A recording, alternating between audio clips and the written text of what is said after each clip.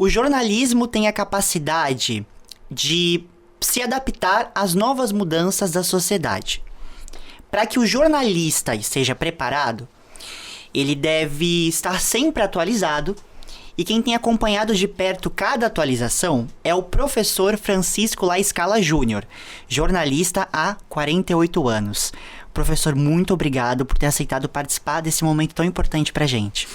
Boa noite, Renan. É um prazer participar desse projeto, o projeto que resgata a memória do jornalismo regional, uma iniciativa muito importante do professor Robson Bastos, que é o coordenador do curso de jornalismo da nossa faculdade, da Universidade de Santa Cecília, e eu gostaria de saudar inicialmente, Renan, além de você, é claro, o professor Robson por essa iniciativa e a professora Wanda Schumann, que também é colega, jornalista e que está à frente desse projeto. Portanto, é um projeto importantíssimo para exatamente resgatar e deixar para as futuras gerações um pouco da memória do jornalismo regional. Por isso é um grande prazer estar participando. Com certeza, toda a nossa saudação a eles. Acho que para a gente poder falar do jornalismo regional, Sim. É importante conhecer um pouco do senhor, que é um dos grandes jornalistas aqui da nossa região. Bondade sua. Eu queria começar então te perguntando o seguinte: o senhor é jornalista há quase 50 anos. Sim. Já foi repórter, editor, apresentador, assessor, escritor, além de lecionar aqui na Unisanta praticamente desde o início do curso de jornalismo. Sem dúvida. Voltando um pouco no tempo, como foi que tudo começou? Começou com o sonho de me tornar jornalista. Entrei na escola, à época a escola era a Faculdade de Comunicação de Santos, da Universidade Católica de Santos. A escola funcionava, imagine você, Ana, no Colégio Santista, ali na rua 7 de Setembro. Nós não tínhamos uma faculdade, tinha uma sala de aula, enfim. E ali começou, mas o sonho, a paixão, o interesse pelo jornalismo, que tem muito a ver com o interesse pela leitura, que eu acho que é fundamental. Eu costumo dizer em sala de aula que quem não lê não escreve. A leitura é absolutamente fundamental para qualquer jornalista, né? Então, a partir daí, fazendo o curso, você vai se apaixonando pela atividade, pela profissão, e comecei a trabalhar muito cedo. Eu estava no 3º ano de jornalismo, quando, por iniciativa de um professor saudoso, o professor Dirceu Fernandes Lopes, eu comecei a trabalhar no jornal A Tribuna, ainda como estudante. Isso em que ano, o senhor Isso lembra? em 1976, mais ou menos, por aí, 76, 77. E era interessante que nós trabalhávamos juntos, os professores e os alunos. Quer dizer, diversos professores que nos davam aula à noite e também trabalhávamos na redação durante o dia. Isso no jornal A Tribuna. Depois saí de A Tribuna, fui para o jornal Cidade de Santos, também um saudoso jornal Cidade de Santos, e lá fiquei durante alguns anos. Depois retornei para o jornal A Tribuna. Enfim, foram diversas passagens no jornalismo impresso. Depois fui trabalhar na assessoria de imprensa, fui assessor de imprensa do prefeito de Santos à época, Oswaldo Justo.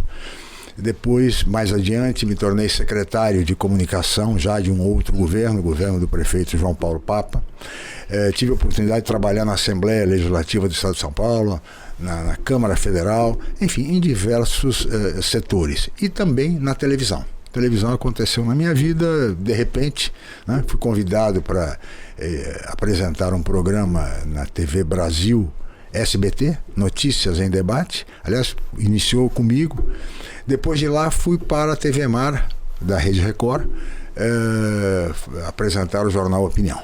Foi um jornal marcante em Santos, importante, né?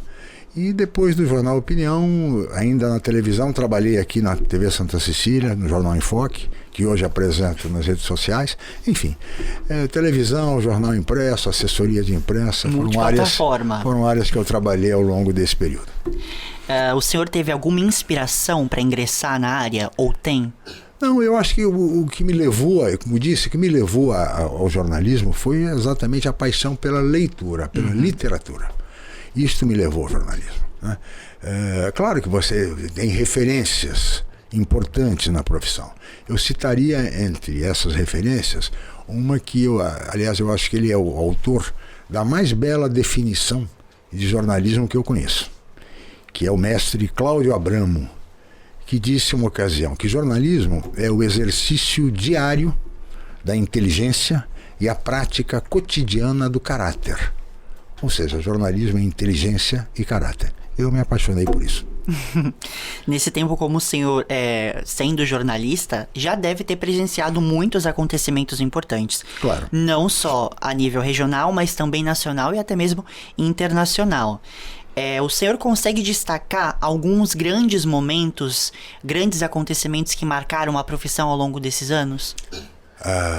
Olha, na minha trajetória em particular, eu destacaria 2 momentos. Um deles, a luta pela autonomia política de Santos.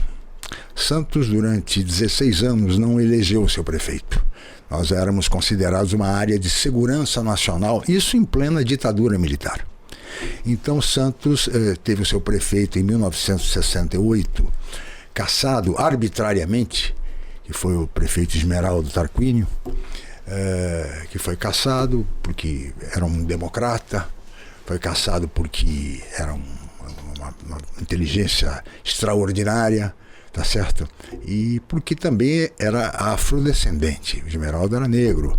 E, consequentemente, por uma série de razões, foi perseguido, foi cassado, né, pela ditadura militar. Né? E, com isso, com a cassação do Esmeraldo, depois com a renúncia do vice eleito, que foi exatamente o vice, era o Oswaldo Justo, que num ato de uma grandeza como pouco se viu no Brasil, renunciou, num país que ninguém renuncia a nada, ele renunciou e por isso foi perseguido pela própria ditadura.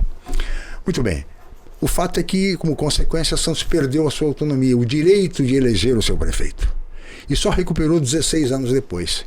E eu tive, como jornalista político, no jornal Cidade de Santos, eu diria a você, a honra, o orgulho de trabalhar em diversas matérias defendendo o retorno, o restabelecimento da autonomia, o retorno da normalidade democrática ao município. E depois de 16 longos anos, Santos reconquistou o direito de eleger o seu prefeito em 1984 e elegeu exatamente Oswaldo Justo, que havia sido vice de Esmeraldo Tarquínio. Então eu considero, foram diversas matérias, uma série de matérias, eu acho que isso foi um trabalho importante desenvolvido em favor da democracia em Santos. Eu destacaria também um outro aspecto aí já na televisão, que em 2002, a TV Mar, onde eu trabalhava à época, apresentando o Jornal Opinião, era um jornal regional que não retransmitia a TV Globo, não retransmitia a Rede Globo, retransmitia a Rede Record, né? E numa abrangência regional, né? Porque evidentemente eram emissoras regionais, e nós em 2002 conseguimos entrevistar ao vivo, durante 1h30, os 4 candidatos à presidência da República, que vieram a Santos para conceder essa entrevista. O candidato era o Luiz Inácio Lula da Silva, que depois se elegeu presidente, Ciro Gomes, o governador Antony Garotinho e o governador José Serra.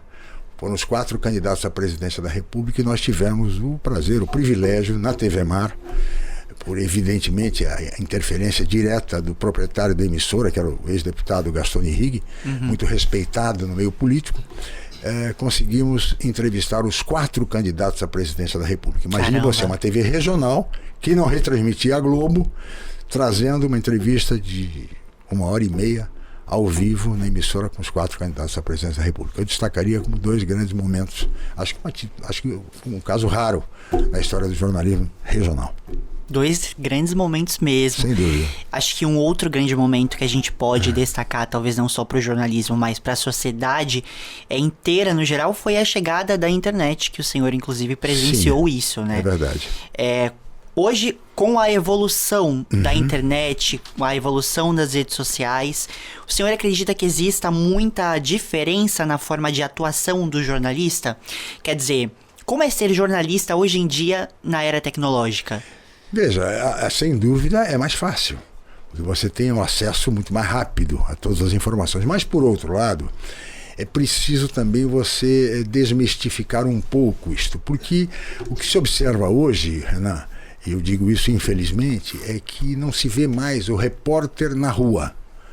O grande jornalista Ricardo Couto, que vai ser agora homenageado proximamente, no dia 7 de junho, né? O Ricardo Couto, ele tem uma frase que é exemplar, lapidar. Lugar de repórter é na rua. Com as redes sociais, com a internet, eu acho que criou-se uma acomodação geral. Então, dificilmente o repórter sai do ar-condicionado, da redação toda ela climatizada, do conforto da sua poltrona. É mais fácil pegar o celular e pedir para a fonte dar uma entrevista por ali, mandar um WhatsApp, do que sair, ir à rua, observar, entrevistar, voltar para a redação. É muito mais trabalhoso. Uhum. Então acabou essa acomodação, cria assim uma espécie de um certo sentimento de preguiça com a notícia, sabe? O jornalista tem que estar no local onde as coisas acontecem, sabe? É o lugar de, é o Ricardo Couto, o lugar de repórter é na rua. É na rua que você apura bem os acontecimentos. Não é alguém dizendo, mandando, aconteceu isso, aconteceu aquilo. Não. O repórter ele tem que estar na rua. É evidente que a rede social facilita, ajuda, complementa, mas nós não podemos abrir mão, em hipótese alguma, da reportagem. Reportagem é a essência do jornalismo. Então, lugar de repórter é na rua. Não dá para depender, não dá para ficar. Agora, é evidente que a rede social ajuda, o celular ajuda, mas nós não podemos ficar dependentes disso. Uhum. O grande pensador italiano, filósofo, escritor extraordinário, Umberto Eco, ele tem uma frase que eu também considero assim magistral. Eu vou aqui, é um resumo, na verdade é um texto que ele escreveu, mas em resumo quer dizer o seguinte, que as redes sociais, elas criaram uma legião de imbecis. E é verdade, porque aquilo que se discutia numa mesa de bar, o texto do Umberto Eco diz isso, aquilo que você discutia numa mesa de bar, ele é italiano, em torno de uma taça de vinho, onde você resolve todos os problemas do mundo, fala mal das pessoas, critica. Esse papo de mesa de bar tornou-se público na medida em que a pessoa vai para o celular e escreve o que bem entende, criando fake news, fazendo ofensas, injúrias, difamando, ou seja, sem que haja uma mínima preocupação com isso. Então a questão da responsabilidade com relação às redes sociais é alguma coisa muito séria, porque hoje qualquer um escreve qualquer coisa, mesmo sem estar preparado. Eu acho isso, eu acho aquilo, ora meu Deus. Você não pode achar porque simplesmente você acha isso ou aquilo. Você tem que pesquisar, você tem que ler, você tem que ter base naquilo que você diz. Então, isso me parece um grande problema. O grande desafio é você mostrar que isso não é o caminho. Tá certo? Importante a rede social, claro que é, mas, sobretudo, o fundamental mesmo é a leitura, é o estudo, é a pesquisa e, no caso do jornalismo, a apuração. Apuração, apuração e apuração, para evitar a fake news, para evitar esse tipo de problema. Bom, aproveitando que a gente está falando de redes sociais, vamos falar então do lado positivo dela para o senhor, né? Hoje o senhor apresenta o Jornal em Foque na internet. Eu queria saber como o senhor traduziu a experiência jornalística para as redes sociais, isto é, como foi que o senhor se adaptou às novas tecnologias, deixando de lado essa consciência de que o lugar de repórter é na rua, de que não pode depender dessas tecnologias. Como foi que o senhor aplicou todos esses valores jornalísticos que o senhor tem na internet para que o programa fizesse sucesso? Olha, fazendo jornalismo, na essência. Primeiro, nós trazemos sempre um entrevistado todos os dias. Eu costumo dizer o seguinte, Renan, a razão de ser de um programa de entrevista é o entrevistado, não é o entrevistador. O entrevistador é um mediador, é mais ou menos como você está fazendo aqui, tá certo? A fonte é o entrevistado. Então nós procuramos sempre trazer especialistas numa determinada matéria. Não tem aquele comentarista, sabe aquele comentarista de tudo? O cara comenta política, futebol, economia, cinema, literatura, dá palpite, é o palpiteiro. Não, eu acho que você faz um bom programa de entrevista se você convidar uma fonte, um entrevistado, um especialista na matéria. Vai falar sobre saúde? Traga um especialista, traga um professor, traga um médico.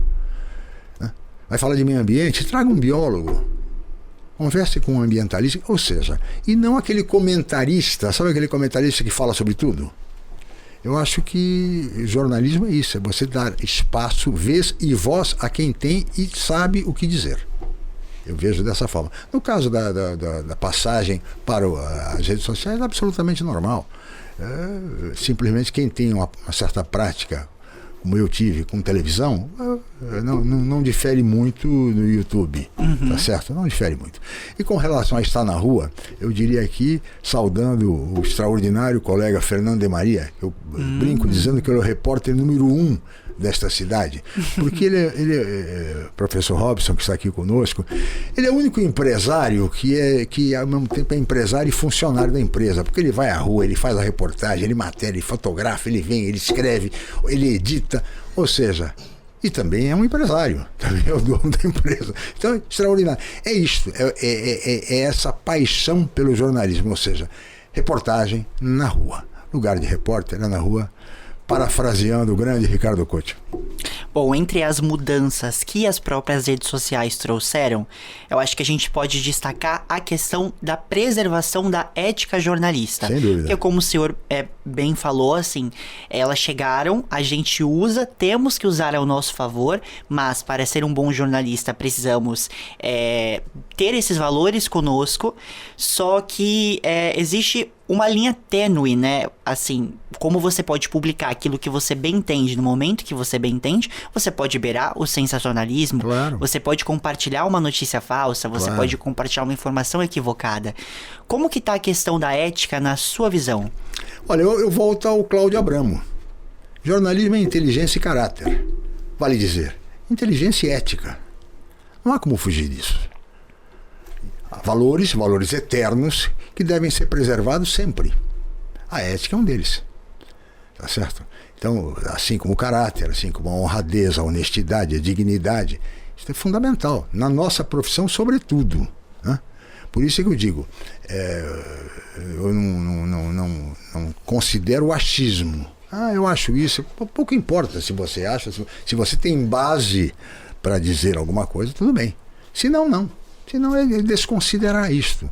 Eu acho que nós, quer dizer, o leitor, o ouvinte, o telespectador, o próprio internauta tem que ter isso muito claro. Perceber quando existe o sensacionalismo. Você observa muito, você pega na internet, são aquelas manchetes dúbias que simplesmente são colocadas para gerar o famoso clique. Página de fofoca também. Famoso, fulano, você vai ver, quando você vai ler, você abre, não é nada daquilo. Quer dizer, sabe, isso é enganar. Isso não é um procedimento, ao meu ver, não é um procedimento adequado. Eu acho que você tem que dizer com clareza, jornalismo é objetividade, é precisão, é clareza. Põe no título, não precisa ser um título simplesmente para chamar a atenção das pessoas e para gerar clique. Parece que essa é a preocupação.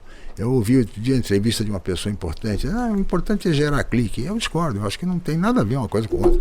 Pode gerar clique desde que com coisa séria. Sabe? Gerar clique por gerar, pelo sensacionalismo, eu sou contra. E isso me preocupa muito na profissão. Eu acho que nesse aspecto a escola tem um papel fundamental, no sentido de orientar adequadamente os alunos, os futuros jornalistas. Tem outra coisa que também é perigosa, talvez. A discussão se as ferramentas de inteligência artificial são éticas ou não. Esse uso constante que todo mundo tem, que as pessoas que têm acesso à internet podem utilizar, é uma coisa que é discutida, como por exemplo o ChatGPT. Se um software ele é capaz de escrever um texto em questão de segundos com apenas algumas instruções, o senhor acredita que a internet pode anular ou prejudicar o exercício real do jornalista? Depende do profissional, depende do estudante. Se o estudante for sério, se o profissional for sério, for ético, tiver caráter, não vai atrapalhar. Agora, se for um malandro, por que eu vou ter que fazer esse trabalho? Por que eu vou ter que fazer esse TCC? Se eu posso aqui pedir para o ChatGPT fazer para mim. Essa é uma questão ética, séria. Então, porque na redação ele vai também ficar solicitando que o chat redija para ele. Essa é uma questão ética seríssima. Eu acredito que as pessoas têm amor próprio, sabe? Têm caráter. Ainda são portadoras desses valores eternos, né? E vão saber diferenciar uma coisa da outra. Aquilo que a gente aprende nas primeiras aulas, inclusive, espero que, né? Que o aluno, que o estudante, que o jovem considere isto. Porque é uma questão de amor próprio. Caramba. É aquela velha, quem não cola não sai da escola, não tem essa visão. Mas olha, no caso da inteligência artificial não dá para brincar desse jeito. Na sua opinião, quais seriam os pontos positivos, se é que tem algum, desse uso da inteligência artificial, dessa ampliação de acesso à internet que as pessoas têm, cada vez mais mídias sociais, cada vez novas ferramentas, novos dispositivos? Qual seria o ponto positivo disso, aquilo que a gente pode extrair de bom? A pesquisa. Para auxiliar aquilo que nós fazíamos na nossa época, consultando livros, consultando dicionário, né? Ou seja, as enciclopédias que nós consultávamos e éramos obrigados a ir a bibliotecas públicas, muitas vezes, as bibliotecas como a nossa, que é uma ótima biblioteca, consultando, lendo, pesquisando, escrevendo. Ou seja, nesse aspecto, as redes sociais facilitam muito, favorecem muito, e acho que o principal aspecto é auxiliar na pesquisa, na necessária pesquisa que tem que ser feita obrigatoriamente por todo e qualquer jornalista que se preze. Eu acho que só esse aspecto é o fundamental. Além da agilidade, evidente, da rapidez na informação. Mas a agilidade, que é importante, que ela não prejudique o conteúdo. Porque às vezes, eu fui o primeiro a publicar isto, aquilo. Se publicou errado, não adiantou nada. Tá certo? Um fato sobre esses recursos que a gente tem acesso é que também não há comprovação de que aquilo que a ferramenta está indicando é verdade. Geralmente ele manda o texto, mas quando você lê não tem uma fonte, não há, existe um limite também temporal daquilo que está sendo escrito. Os fatos mais recentes eles não são documentados e compartilhados por essas ferramentas. Então não dá para saber o que está sendo afirmado. Não utilize. Isso acaba deixando de lado, inclusive, até esse contato que nós temos que ter com as fontes, claro, né? É de você entrar em contato com uma pessoa que estava no momento, que presenciou, que entende aquele assunto. Lógico. Então, como que a gente poderia lidar com as fake news nesse cenário? Agora que tá tudo tão, assim, tudo tão amplo, que as pessoas têm tanto acesso a ouvir e a falar, como é que a gente pode tomar cuidado para não cair em informações falsas? Para o jornalista, apuração. Uhum. Sem dúvida nenhuma, apuração. E estar presente no local. Não confiar em WhatsApp, não confiar em nada disso. Se você recebe uma pauta, como você recebeu, por exemplo, recentemente, para acompanhar o trabalho que é desenvolvido de alfabetização e preparação de alunos pobres, vulneráveis, para que possam ingressar numa universidade, para que possam participar de um concurso público, indo como você fez recentemente. Vou te dar como exemplo, apenas para ilustrar. Que foi ao local, entrevistou os professores, os diretores, etc. e tal, os alunos, e trouxe o texto. Ou seja, é o trabalho completo de um jornalista que está se valendo dos mecanismos básicos, essenciais da profissão. Que é a presença, então não teve acomodação, não teve a preguiça de não ir até o local, foi ao local, muitas vezes por conta própria até, né, custeando o seu transporte, para trazer uma informação correta, bem apurada, bem fundamentada, que produz um texto de bom nível. É isso. Ou seja, é esforço, é empenho, é trabalho, é boa vontade. A acomodação não combina com jornalismo. Agora, uma pergunta dupla. Quero que o senhor responda primeiro. O que o jornalista não pode fazer? Não pode fazer? Isso. Não pode mentir, por exemplo. Não pode. Tem que dizer a verdade. Procurar dizer a verdade sempre. Isso é básico, é basilar. Jornalismo é verdade. São os acontecimentos. Mas para isso é fundamental que o repórter, que é o interlocutor, esteja presente. Veja, verifique, constate, apure. Senão, ele vai cair na conversa de qualquer outro. Sabe? E muitas vezes o jornalista acaba sendo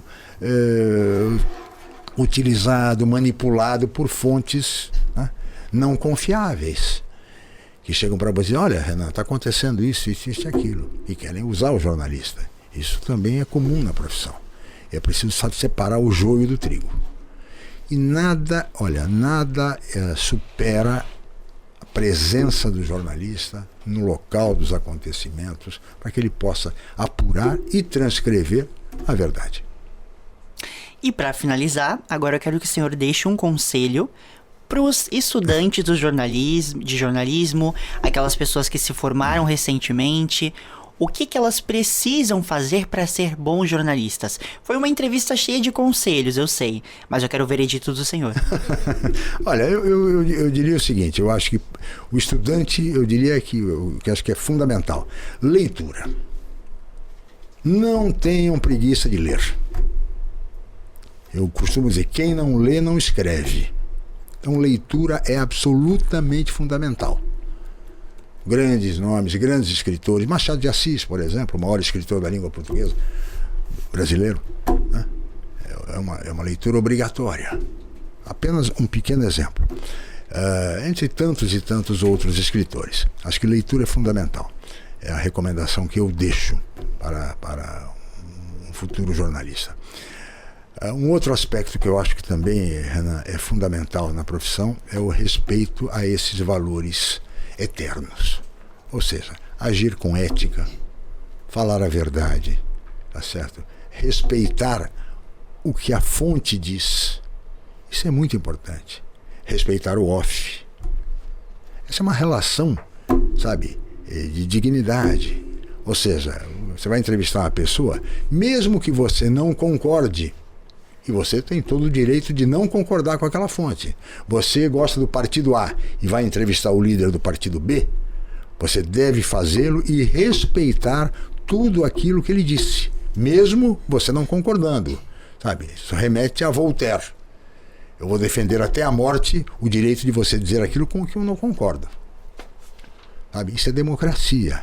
Tá certo? Em resumo.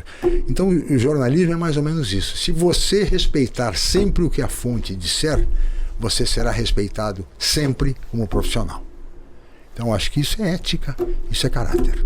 Jornalismo, não esqueçam, é inteligência e caráter.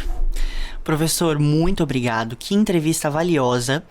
É muito legal que aqui na Unisanta a gente tenha esse contato com profissionais que estão há mais anos, que têm experiência na área, e ouvir o senhor falando sobre o que é ser um jornalista e sobre tudo que o jornalista passa ao longo da vida, me deu mais certeza de que é isso que eu quero fazer. Muito bem. Então eu quero agradecer ao senhor por ter nos proporcionado esse momento. Eu é que agradeço, Renan. Foi uma entrevista muito agradável, com conteúdo muito bem feita, parabéns portanto a você e a toda a equipe, porque eu sei que você é o apresentador, mas tem uma equipe toda por trás trabalhando, por trás das câmeras, por trás do microfone, tá certo? Então eu queria saudar, cumprimentar a todos os alunos, os colegas alunos, da professora Wanda aqui presente, a professora Wanda sempre tão determinada, sempre tão ansiosa, competentíssima, tá certo? E sob a coordenação e o olhar do professor Robson, que está aqui conosco sempre incansável.